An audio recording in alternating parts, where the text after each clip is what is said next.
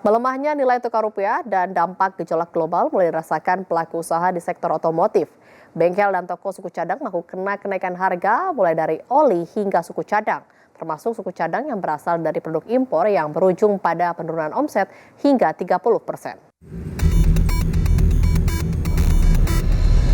Gejolak ekonomi global dan melemahnya nilai tukar rupiah terhadap dolar Amerika Serikat memberikan tekanan berat bagi pelaku usaha bengkel otomotif.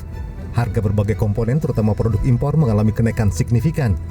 Pemilik bengkel ARC Speed Shop Jakarta, Kwedi Franky mengatakan, kenaikan terjadi pada berbagai produk, mulai dari oli hingga suku cadang seperti rem dan knalpot.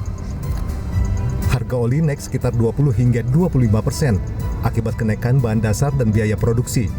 Sementara suku cadang impor mengalami kenaikan lebih tinggi, mencapai hingga 20 hingga 30% dipengaruhi nilai tukar dolar Amerika Serikat.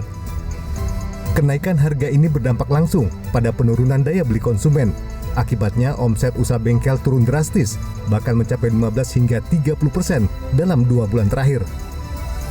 Sementara untuk menyiasati kondisi ini, pelaku usaha mulai menerapkan strategi dengan menawarkan produk alternatif yang lebih terjangkau. Selain itu, pembelian barang impor juga turut dikurangi guna menghindari resiko kerugian akibat fluktuasi harga. Tak hanya kenaikan harga, ketersediaan barang seperti oli juga mulai terbatas, sehingga harus mencari merek lain sebagai pengganti. Harga pokok itu naiknya lumayan.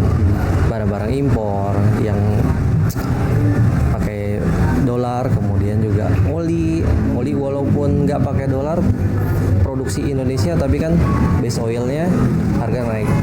Plastik kemasan itu juga harga naik. Jadi oli yang berdampak hampir 2 kali lipat sih. Kisarannya berapa persen kok kenaikan itu? Kalau untuk oli 20%-an lah ya, 20 sampai 25% ada. 20 sampai 25% ya, dari harga normal ya? Dari harga normal. Kenaikan berbagai suku cadang kendaraan dan oli juga dirasakan oleh pemilik kendaraan.